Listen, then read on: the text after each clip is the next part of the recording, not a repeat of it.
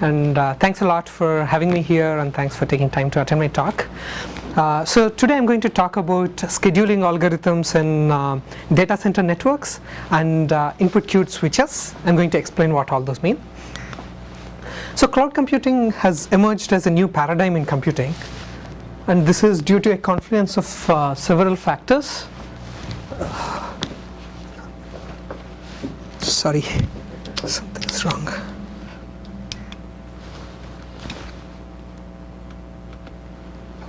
Okay. Yeah, this is due to confluence of several factors, the most important being the economies of scale obtained by multiplexing demand. So if one has a huge computing infrastructure, one can then serve requests from a bunch of several users, and demand can be multiplexed, and one can make the best use of resources. And another big reason for emergence of cloud computing is because of big data. So with the amount of data that we are collecting and the amount of data that needs to be processed, analyzed and mined, it's convenient to have all the data in one location, a data center, so that the servers can crunch the data to come up with results. And cloud computing is now big. Over the last 5 to 7 years, it has grown, and now it's more than $100 billion in revenue every year. And pretty much all the big companies are players in this market. IBM has SoftLayer, IBM Bluemix, and Amazon, Microsoft, Google, Facebook are other leaders.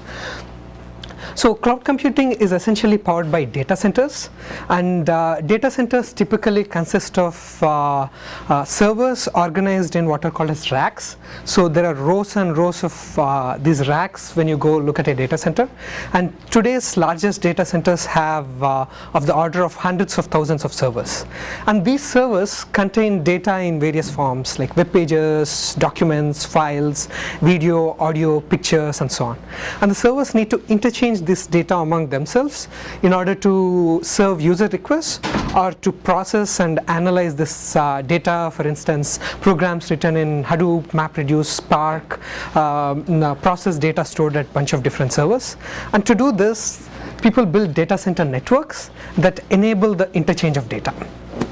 So an ideal data center network is something called a switch. So a switch is a component that plays an important role in building networks. So switch has been studied from various viewpoints, from a practical point of view, from applied probability point of view, scheduling point of view, since the 90s. When internet started exploding, there was renewed interest in studying switches. A switch essentially has inputs and outputs, and servers, each server is connected both on the input side and output side, and each server is allowed to communicate to any of the outputs, but in each time slot each input can be connected to exactly one output. So switch enables making these connections, and one can change these connections in every time slot. So ideally a data center network should be like a huge N cross N switch where each server in the data center is connected to each port. So we need a 100,000 by 100,000 switch so that any server can talk to any other server without being blocked by other pairs of servers that are wanting to talk to each other. However, that's very difficult to build such a huge switch. Most of the switches that we get in market today start from 4x4 switches up to 32 or 64 or sometimes 128, but nothing bigger than that. So people usually use the smaller switches, so to connect a bunch of servers to a smaller switch and then connect these switches among themselves using more switches and so on. And typically people use a layered hierarchical kind of network, and the goal in designing such a network is to approximate this huge switch as much as possible. So for the purpose of this talk, I assume that this goal is attained. And the question I am interested in is, suppose you have such a huge switch, what are the connections you need to make in every time slot in order to minimize delay? Let me explain this by presenting the model of a switch. So in an abstract way, a switch can be thought of as follows. A switch is just a matrix of queues. It's an N cross N matrix, so there are N square queues. Each row corresponds to an input in the switch, and each column corresponds to an output. So this queue corresponds to the packets that arrive at input I and that needs to go to output J. and a switch operates in discrete time. Packets arrive at the inputs or into the queues according to some random process. We'll focus on IID random process for the purpose of this talk, and each packet needs exactly one time slot of service. So when a queue is scheduled, the packet finishes service in one time slot. And the key constraint is that in each row and column, at most one queue can be active in each time slot. So in this row, for instance, if this queue is active, we cannot activate any of these queues. So note that the packets come to a single queue and then depart from the system. They are not moving from one queue to another queue. So the queues are not interconnected, but they are coupled because of the constraints. So this queue cannot be active because this is active. So the packets in this queue experience additional delay and so on. So the key question is, which set of queues should one activate in every time slot? This is the scheduling question. So another way of thinking about the switch is in terms of a bipartite graph. So here we have nodes on the left, n nodes on the left, n on the right, and the left nodes correspond to the rows or inputs, and the right nodes correspond to the columns or the outputs. And we have a complete bipartite graph with n square edges. Each edge corresponds to a queue, and the valid schedules due to the constraints that in each row only one queue can be active in each time, and in each column only one queue can be active in each time. These constraints translate to a matching in the bipartite graph. So each input node can be adjacent to only one edge that is active. So for instance, in this example, in second row the queue in the first column is active, so input 2 is connected to output 1, and so on. The maximal schedules, that is the schedule such that you cannot add any other queues, correspond to the permutation matrices in this picture, and they correspond to the complete bipartite matching in this picture. So the key objective while scheduling is to minimize the average delay. So we have n square queues, and we want to minimize the average delay of all the packets in all the n square queues. But the delay across queues are coupled because of the constraints. So suppose we schedule these 3 queues in one particular time slot, then the packets in these queues are being served, so they are happy, but the packets in other queues accrue more delay. So suppose if we change the schedule in the next time slot to this set of queues, then the packets in the other queues start accruing delay. So the sequence in which we pick schedules as time goes along is important, and that determines the delay. Sure. Is there any setup cost in real life, switching from one configuration to another? Is it can be done easily, or in practice there is some? So usually when one goes and buys a switch, there is a speed rating for the switch, like for instance 1 Gbps switch. So there is a setup cost involved, but that is kind of taken into account when we talk about the time slot. So for each time slot the switching happens, and then that is kind of abstracted away from our model. So in other words, you say that the time that it takes is not affected by switching from one configuration to another. Correct. Yeah. The discrete time takes the same amount of time. Yes. What is the typical order of a time slot? So that depends on the speed of the switch and the size of the packets. 1 microsecond is a reasonable estimate. Suppose if we have a 1 gigabit per second switch, and then each packet is about 1 or 1.5 kilobytes, then it translates to order of microseconds. Okay, you answered my other questions. The typical packet size is kilobyte? Yeah.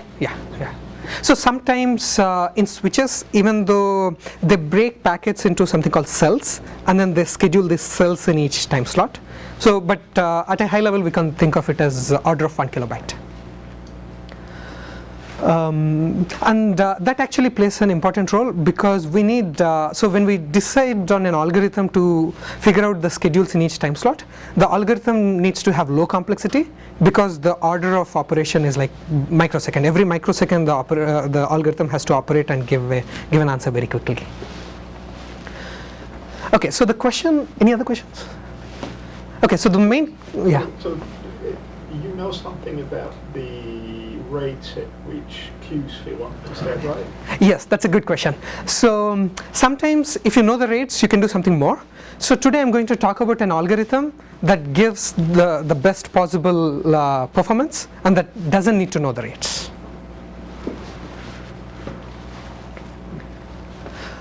Okay, so the question we are going to focus on is what is the sequence of schedules that minimizes the average delay?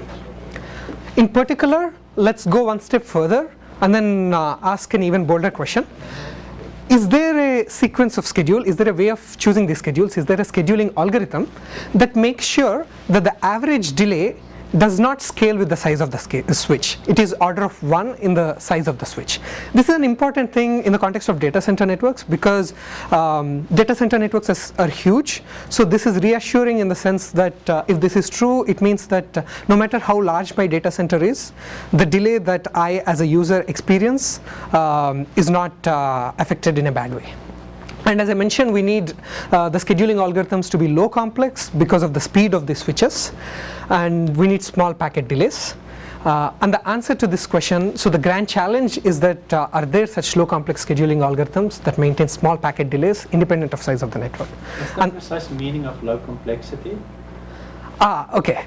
So low complexity is a relative term. The algorithm that I'm going to talk about involves calculating bipartite matchings in every time slot, max weight bipartite matchings, and that has a complexity of n power 2.5.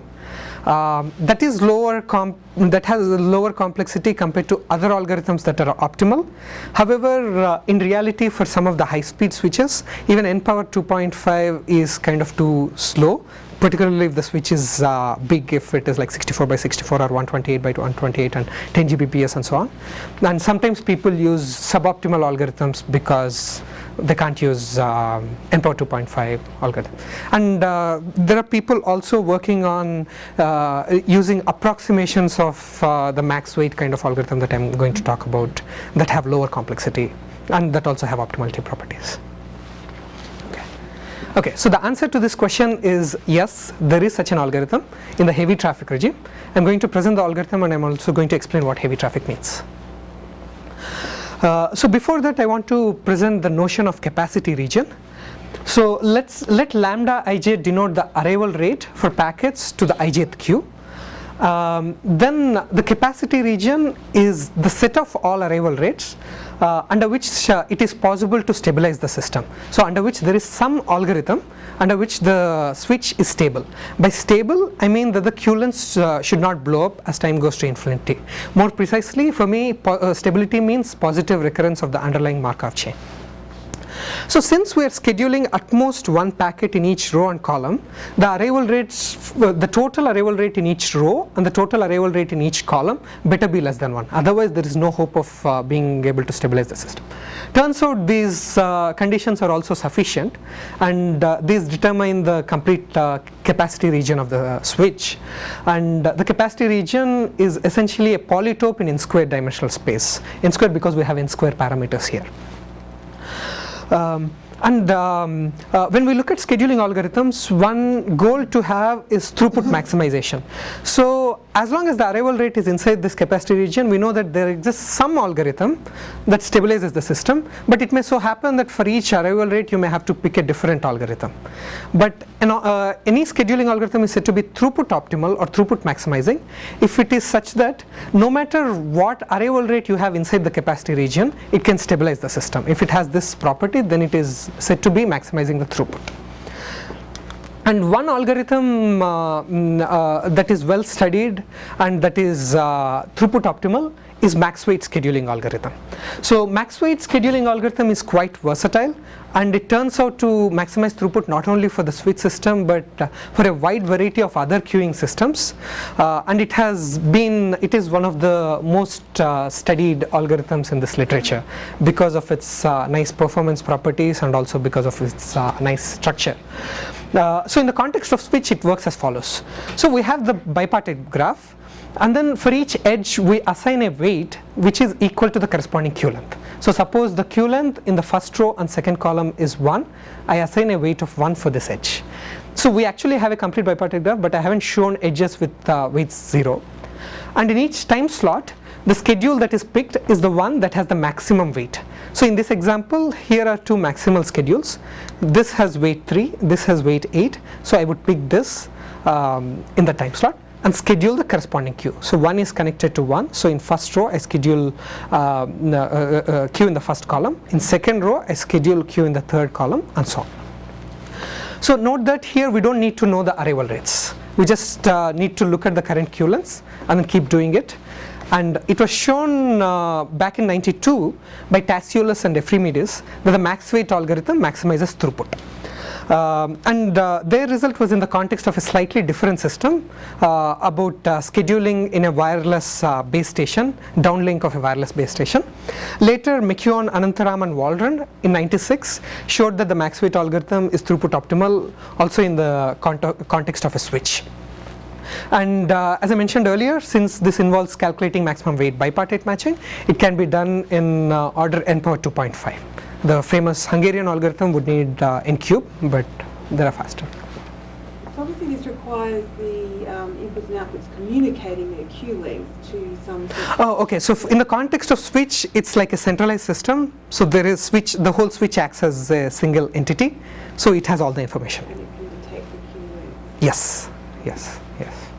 In the context of data centers, yes, this would involve, because so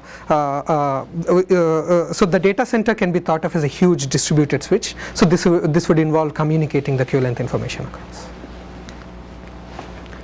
So Yeah. do these switches buffer the packets, or the packets buffered by the servers? Okay, so if we think of a switch, packets are buffered at the input, but in our context we think of a server connected to each input, so the server buffers the packet. So you're not concerned about The queue lengths Yeah. being too large. that's a limited capacity for the queues. Yeah, so typically queues are buffered here. There'll be n separate queues here. So in real world switches that are used in internet, the switch buffers the packets. But in the context of data centers, switch is more or less an abstraction. We have computers sitting here. The computers buffer the packets. And yes, actually the buffer size is a key issue. So I was focusing on delays, and delays correspond to queue lengths.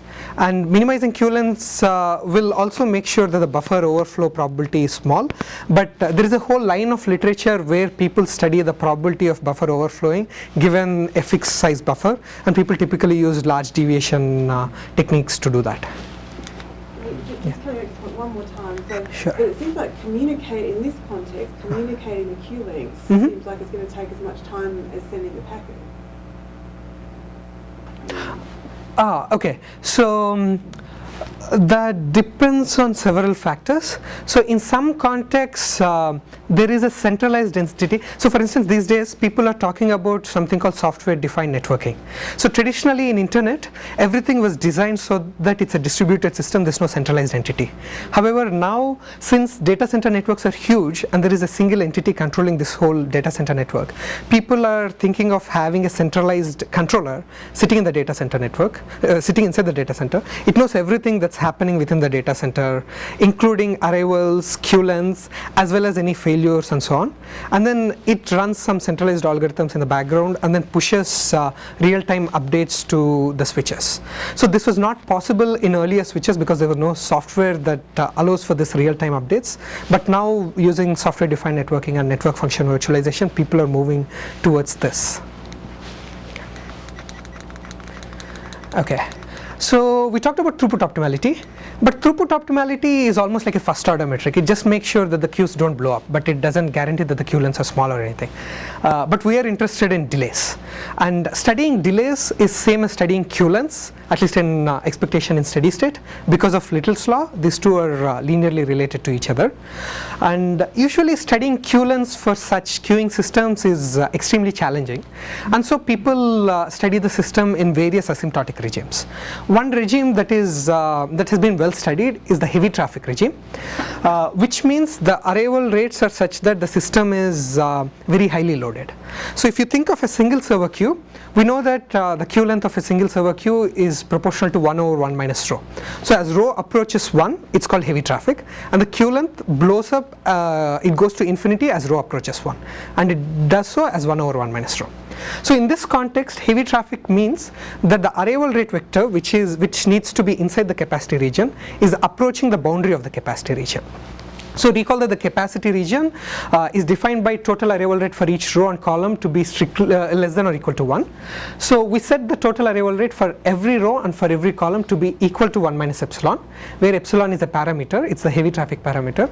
As epsilon goes to 0, we'll be on the boundary of the capacity region, and this is the set of arrival rates we focus on. And we are interested, we'll study the delay, the queue length, expected queue length, some queue lengths in steady state, and we are interested in how the queue lengths change as n, the size of the switch changes, and as epsilon, the heavy traffic parameter, goes to 0. So it was conjectured long ago, it goes back to late 90s or early 2000s, and we heard the conjecture from Stoliar in 2005 that the expected sum queue lengths multiplied by epsilon is order n. So let me parse this out for you. So you know that in an MM1 queue, 1 minus rho is like epsilon, so the queue length is blowing up to infinity as 1 over epsilon. So the same thing happens here. The sum queue lengths in steady state blow over as 1 over epsilon. There could be some smaller order little of 1 over epsilon terms, those are not important.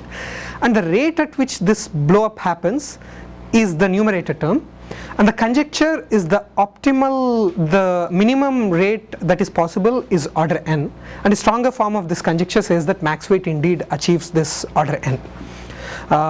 So this conjecture was later published by Schatz, Tsitsikalis and Zhang in 2012. We proved this conjecture, and that's the main result I'm going to talk about today. So this has been a central conjecture in the area of queuing networks, because a switch has all these interesting practical applications, but from a theoretical analysis point of view, a switch is a simple non-trivial example of a queuing system. So in general, it's hard to study queuing systems, and switch is a nice example to get started with, so that if we can show such results in a switch, then it will be a guiding principle to obtain similar results to more complicated queuing networks. And there are several lines of work since 2005. I'm going to give a brief review as we go along. Okay, so let me state the result now. So I'll first state the result in a simpler setting so that it's easier to see what's happening, then I'll state the more general result. So let's first simplify and say that all the arrival rates are same. Since the total for each row and column is 1 minus epsilon, each queue has an arrival rate 1 minus epsilon over n. Further, let's assume that the IID arrival process is actually a Bernoulli process. So in each time slot with so much probability there is an arrival, with 1 minus this much probability there is no arrival. Then in the heavy traffic, the sum queue lengths in steady state multiplied by epsilon, this multiplication by epsilon is called heavy traffic scaling. In the limit is exactly equal to n minus 3 over 2 plus 1 over 2n. So we not only have a order of n characterization, we have an exact expression for heavy traffic sum queue lengths. And using Little's law, this means that the average delay, heavy traffic scaled, is exactly equal to 1 minus 3 over 2n plus 1 over 2n square. And more generally, that is if I throw away this all arrivals being same and the Bernoulli assumptions, as long as you have a IID random arrivals and all ports are saturated, that is the total arrival rate for each row and column is 1 minus epsilon, then the heavy traffic scaled sum queue length is 1 minus 1 over 2n times sigma square, where sigma is the matrix of variance of the arrival processes for each queue. Any questions about the result?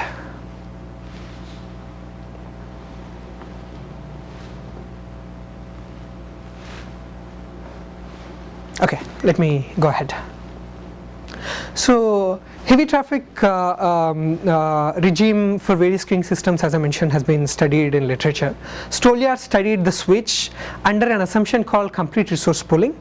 For the switch, complete resource pooling means that exactly one row or a column is saturated and all the other rows and columns are not saturated. And Stoliar used a diffusion limit approach. He considers the original system, first looks at the fluid scaling, and then the state of the system, which is the n square queues, which lives in an n square dimensional space, in heavy traffic regime under when only one port is saturated, collapses into a single dimension, it collapses into a line. And then a diffusion limit of the queuing system is considered, and we have a Brownian motion living on this line, and results from Brownian motion theory are used to obtain queue length bounds. However, few years ago, Srikanth and Ariel Matz reproved the same result but using a different technique, and this technique does not involve taking fluid limits or diffusion limits. It just works directly with the original system, and then it's based on a drift arguments. One constructs a function and then looks at the drift of that function in steady state to get queue length bounds. It's a three-step procedure. I'm going to talk about it in more detail as we go along. So we use the technique developed in this paper to obtain the heavy traffic result that I stated in the previous slide. So when complete resource pooling is not satisfied, that is, in other words, like we are studying, when all the rows and columns are saturated, people have looked at the fluid limit and diffusion limit version of the switch system, and state space collapse has been established.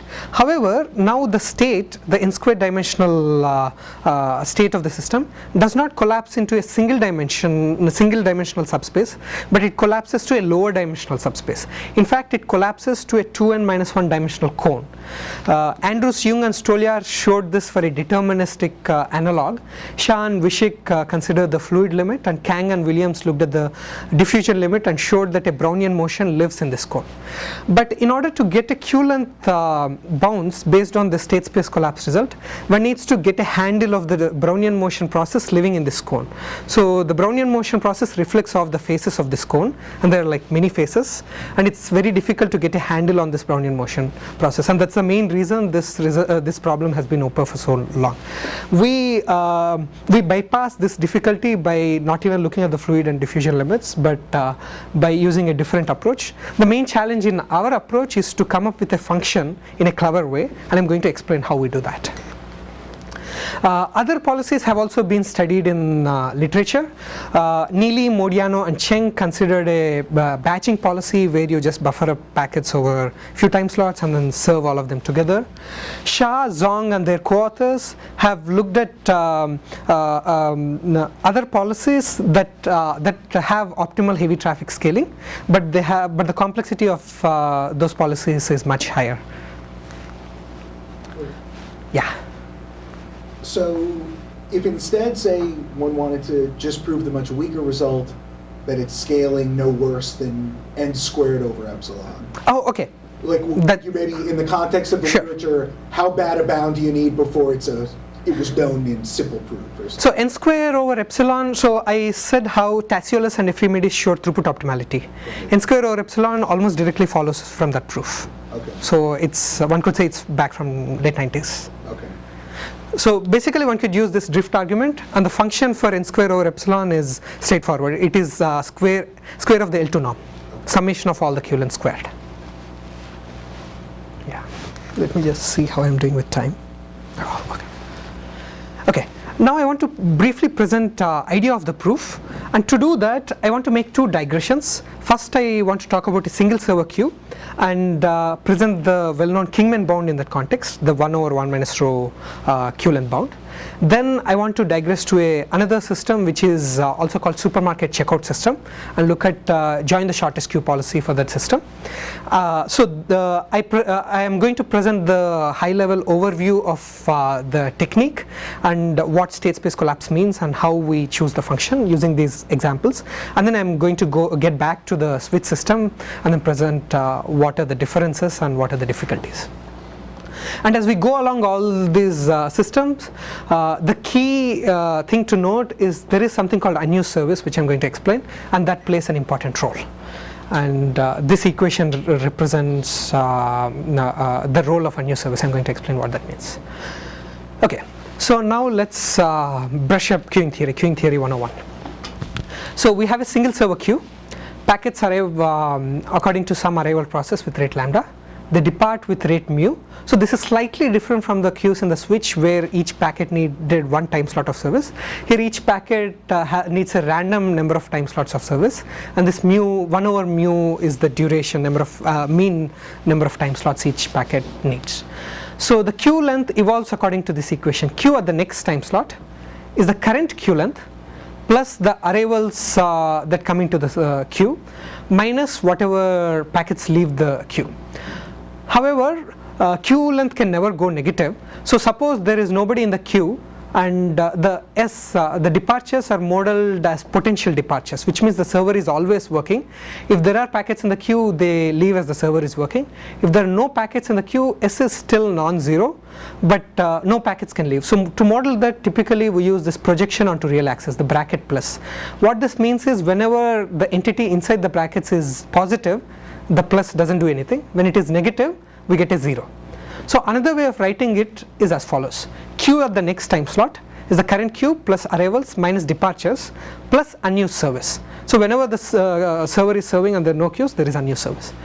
So which means whenever Q plus A minus S is positive, U is 0, and whenever Q plus A minus S is negative, U takes a value so that the whole thing becomes 0.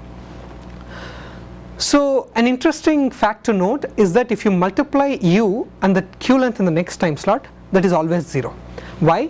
Suppose there is no unused service, then the U is 0 and then the product is obviously 0.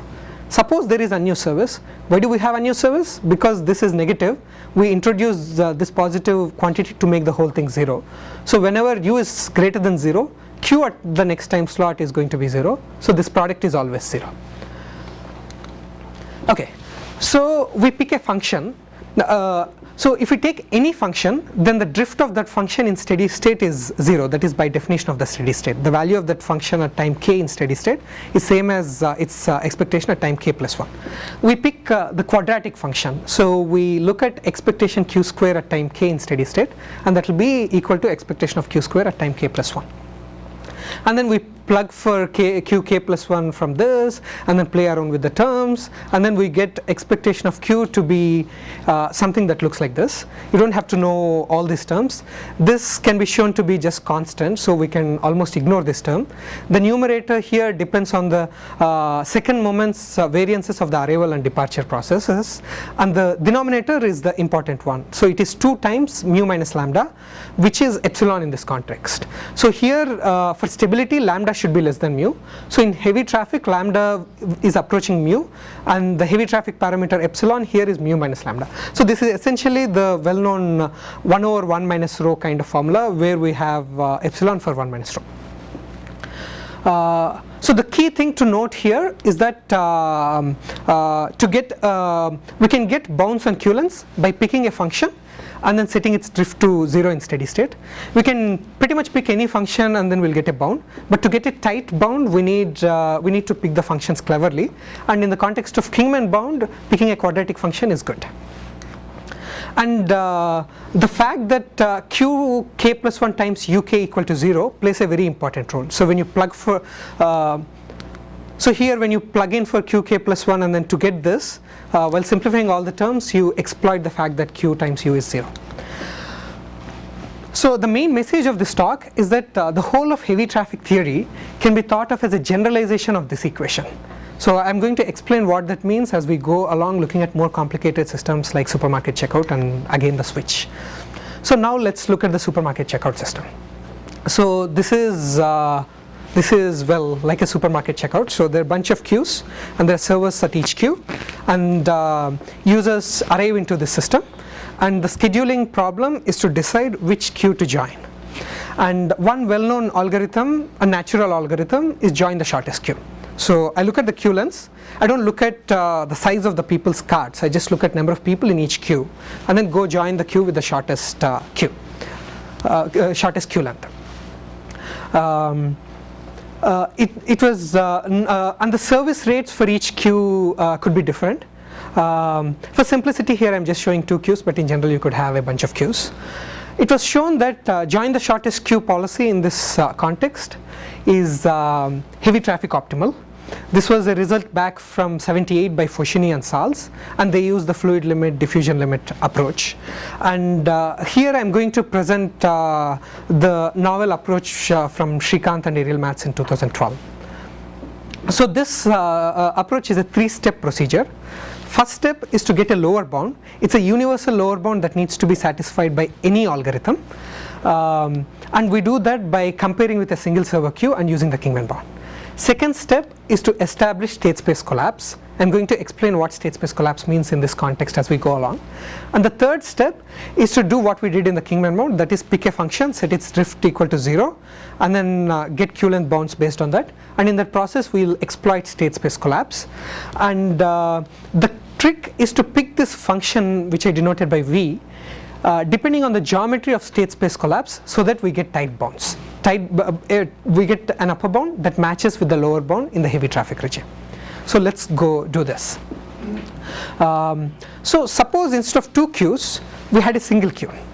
So what could happen when you have 2 queues? I could go join the first queue because it looks shorter, but there could be no more arrivals, and the second queue could empty fast, and the second server is idling while I'm stuck here. I'm not allowed to change queues. So there is some kind of resource wastage in this system. So there are people waiting for service, and there is this other server who is just idling. Suppose we had a single queue and both the servers pull in their resources to drain this as fast as possible. That wastage would never happen. So this would give a lower bound for our 2 queue system. So the sum queue length in our 2 queue system is lower bounded by the queue length of this system, which is just a single server queue with service rate mu1 plus mu2. So I just plug in the Kingman bound formula here. And the key thing to note here is that the denominator has mu1 plus mu2 minus lambda, which is epsilon in this context. As lambda approaches mu1 plus mu2, that is the heavy traffic regime. Okay, now the lower bound is straightforward, but I claimed that we'll show that the lower bound is tight. But I also said that it is possible that I am in the first queue and then there is wastage of resources, and I obtain lower bound by assuming this wastage never happens. So how can we hope that the lower bound is tight? That happens only if this scenario which I presented never happens. One way that the idling of one server when the other queue is non-empty, one way this scenario does not happen is if we make sure both the queues are equal at all times. Then if one queue is empty, that means the other queue is also empty.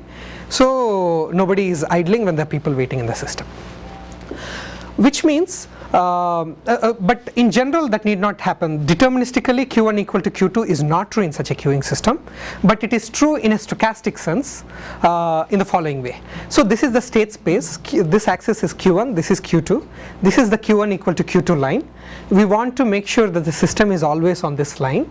So for any Q length vector, I take the projection onto this line, I call that Q parallel, and then the remaining error component is called Q perpendicular.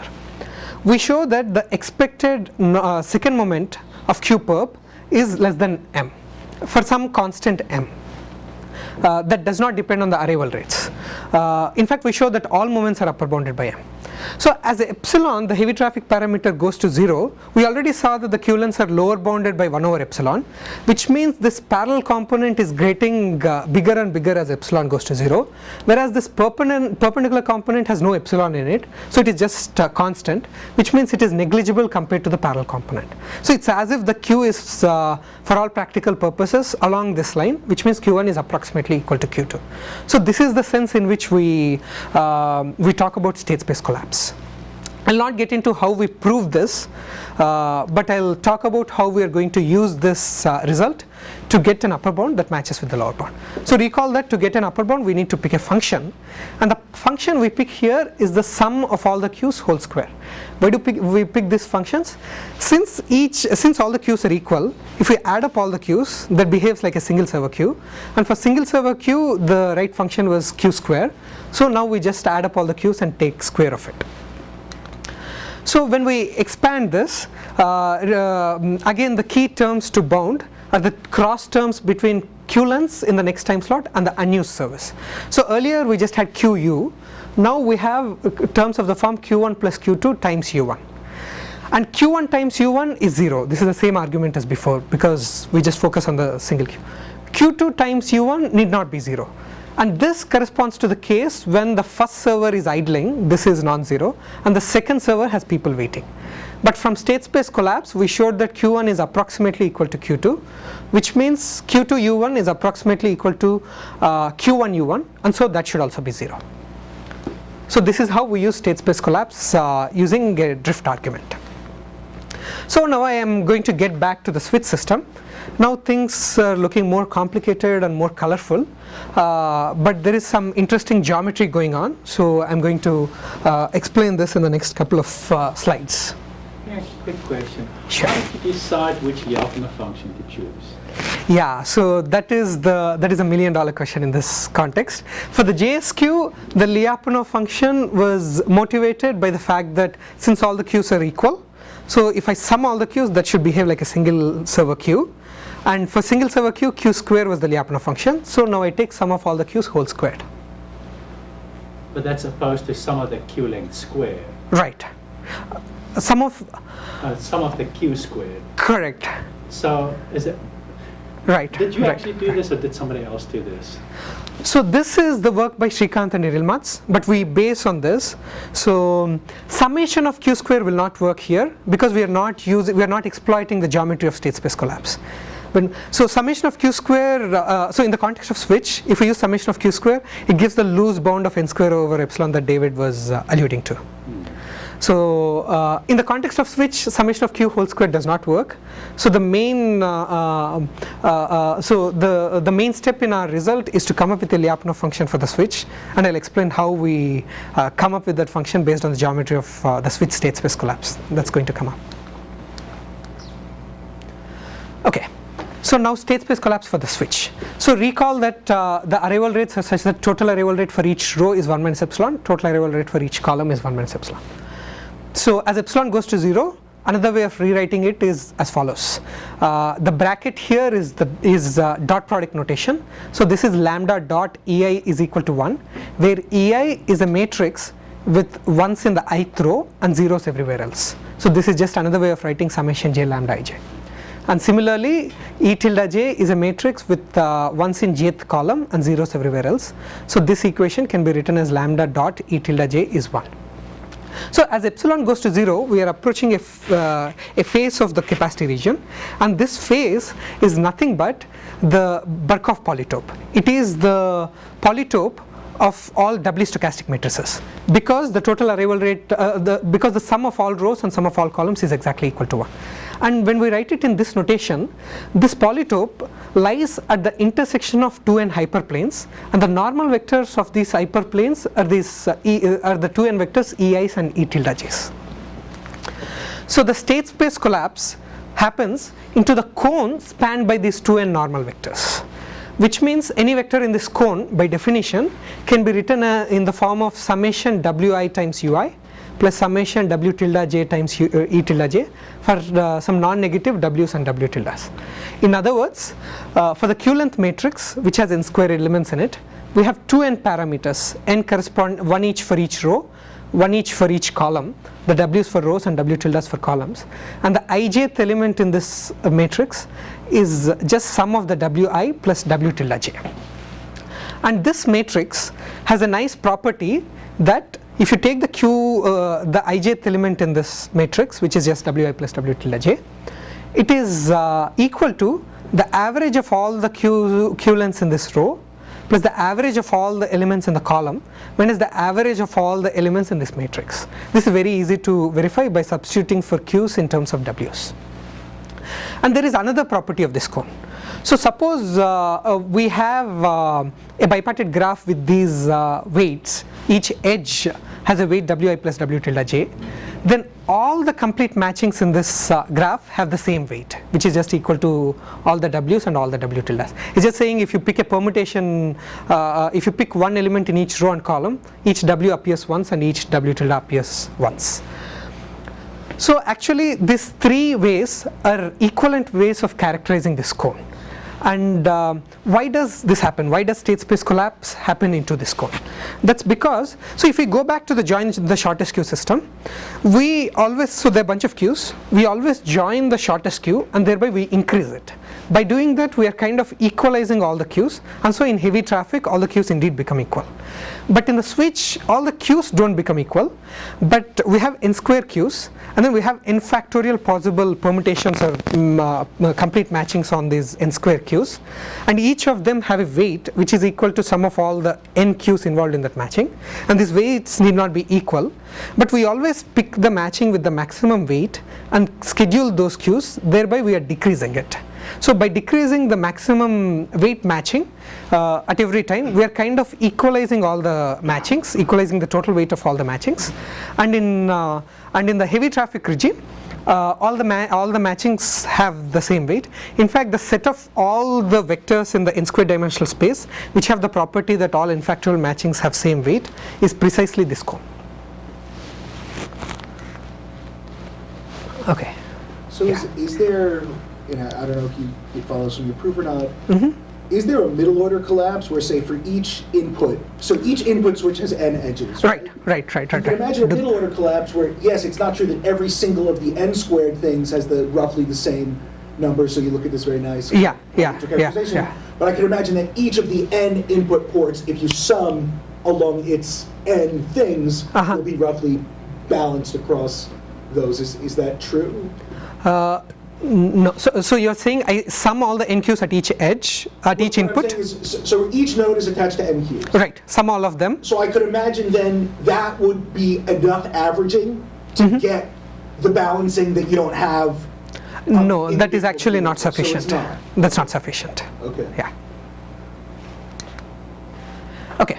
Now, if we think of the three-step procedure, now that we have established state space collapse, we can get bounds by picking a function and setting its drift to 0 in steady state. And the function we pick is this. So this is the function that we have crafted based on state space collapse. Let me parse this out for you. So it has three terms. The first term is sum of all the q lengths in row I squared, summed over all the rows. This is sum of all the q lengths in each column whole squared, summed over all the columns, minus sum of all the q lengths in the switch squared divided by n. So why do we choose this Lyapunov function? This is so again, if we were to choose this function and then set its drift to 0 and then play around with the terms and look at the cross terms between unused service and the q length in the next time slot, it looks like this: uij times sum of all the queues in the row of I, sum of all the queues in the jth column minus all the queues in the matrix divided by n. So this, if we go back to state space collapse, this is the equation we had from the state space collapse. So if we plug for this equation here, this whole thing reduces just to n times qij. So we get uij times qij, which is just 0. So the reason we picked the Lyapunov function showed in the previous slide is so that we can exploit state space collapse here and get this cross terms between u and q to be 0. So this is the sense in which I said that the whole heavy traffic theory can be thought of as generalization of q times u equal to 0. So using this Lyapunov function and setting the drift equal to 0, we get the result that I stated before. So I'll take the last, so to conclude, this is not the last slide. I am going to take a few more minutes talking about my, okay. In this piece of work, we looked at the switch scheduling system that has IID arrivals and where all rows are saturated, all rows and columns are saturated, and we showed that the max weight algorithm minimizes the total queue length in the heavy traffic regime, and we also characterized an exact formula for heavy traffic scale queue length. We showed that it has not only optimal scaling, but we have a universal lower bound that is less than a factor of 2 away from the expression that max weight has, the n-3 over 2 expression. And the key ideas in the proof were to show state space collapse into the cone and then to handle the unused service terms. So it's all about generalizing the equation q k plus 1 times uk equal to 0. Okay, I'll take the last few minutes to talk about other problems that I've worked on and other problems I'm looking at currently and I'm interested in the future. So for my PhD work, I worked on scheduling for cloud computing. So in this model, users request for virtual machines to be scheduled in a data center. Each virtual machine needs a bunch of resources. It needs certain amount of CPU, some RAM and some disk space, and each server in the data center also has some amount of CPU, RAM and disk space. And then the virtual machines need service for certain amount of time, so they need to be scheduled on these servers, and after the duration is finished, they leave the system. So this is the classical vector packing problem, but with a new twist. So in the classical online vector packing problem, vectors arrive and they need to be packed in boxes, but they just stay once they arrive. Here they depart. So there are two aspects to the resource allocation problem. So once the jobs arrive into the system, they first encounter a load balancer, and the load balancer has to send them to one of the servers. So I have different shapes, one for each type of virtual machine. This shape denotes a virtual machine that needs 1 unit of CPU, 2 units of RAM and so on. This shape denotes virtual machine that has 10 units of CPU, 2 units of RAM and so on. So suppose there is another arrival, the load balancer has to decide how to which server to send it to. That is the load balancing problem. And then the job requests are queued up at the server, and in each time slot the server has to decide which set of virtual machines to schedule, and that is the scheduling problem. And the goal again here is to minimize delay. And we proposed algorithms, both load balancing and scheduling algorithms, and we showed that our algorithms maximize throughput and they also minimize delay in the heavy traffic regime.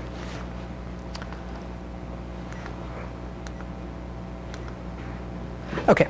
Another problem that I worked on is scheduling for cyber physical systems, mainly in the context of wireless networks. So an example of a cyber physical system is a system that has a computing aspect and as well as a physical aspect, a physical system with sensors. So an example is an intravehicular sensor network. So imagine a car. It has a bunch of sensors, probably pressure gauges in the tires, something that detects if there is any object nearby and so on. And there is a centralized controller sitting inside the car. It's the computer in the car, and the sensors collect data which is sent to this controller, and the controller looks at the data in real time to make decisions. So all this, the data transfer is facilitated by a wireless network in the car. So it's as if there's a base station inside a car. But not all sensors can talk to the controllers simultaneously because of wireless interference. So the communication between sensors and the controller has to be scheduled. And in this process we need very small delays because the car is moving at very high speeds and we need to make fast decisions. And we also need low complexity because the computing power of the sensors and the controller is not too big. So we looked at a low complexity scheduling algorithm in this context and we showed its optimality properties. This is my master's work, and currently I am looking at a bunch of problems related to data centers.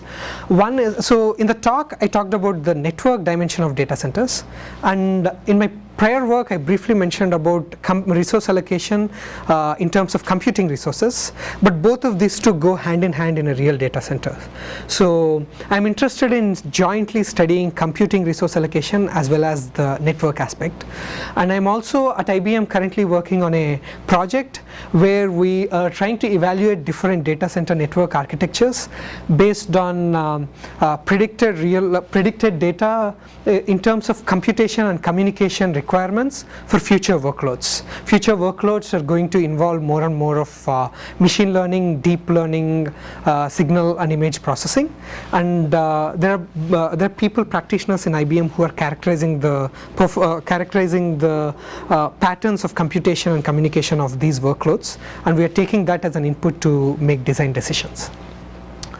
So with the size of data centers today, there are data centers that need hundreds of megawatts of power, and typically people build these huge data centers next to sources of energy, like next to a dam and so on. And it's imperative to make efficient use of this power. One way of doing that is to turn off idle servers, but however there is always a cost when turning on the servers later. There is a cost in terms of wear and tear as well as delay in getting the server online. So I model this as a Markov decision process and use dynamic programming programming to figure out an optimal policy to decide when to turn on and turn off servers. This is still work in progress. And another problem I'm interested in is pricing for cloud computing. So Amazon has an interesting pricing scheme for their markets. So they have one pricing scheme where, suppose I have one particular virtual machine, it has a fixed cost, 40 cents per hour. I can walk in anytime, pay 40 cents, use it for as long as I want. They have another model where, let's say I'm a poor guy, I can't pay 40 cents, I can bid for 20 cents, and they have something called spot market, and the price keeps fluctuating similar to prices of shares. And whenever the price is above 20 cents, I'm not scheduled, I have to wait. Whenever it goes down to 20 cents, let's say it falls to 15 cents, then I'm scheduled and I pay the current price, that is 15 cents. If it goes to 10 cents in the next time slot, then if I still need it, I pay 10 cents. And if it goes above, let's say it goes to 30 cents, then I'm kicked out, I'm preempted, I have to wait again till the price comes back to below 20 cents. So this is an interesting there's a lot going on in such a market, and I want to study this, and this is a very challenging problem. So to start with, I want to study pricing mechanism, pricing schemes that meet users' demands and that also maximize certain objectives. The objective could either be social utility of all the users in the system, or it could be revenue for the service provider. So this is my last slide. I just wanted to briefly present what all the things that I work on.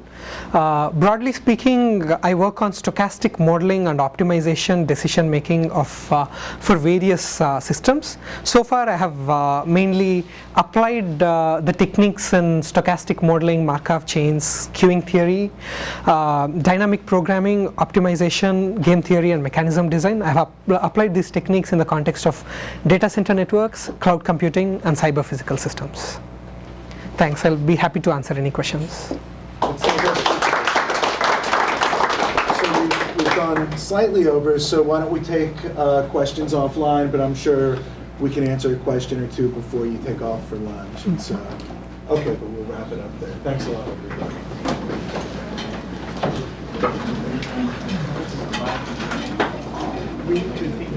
Thanks a lot. Later.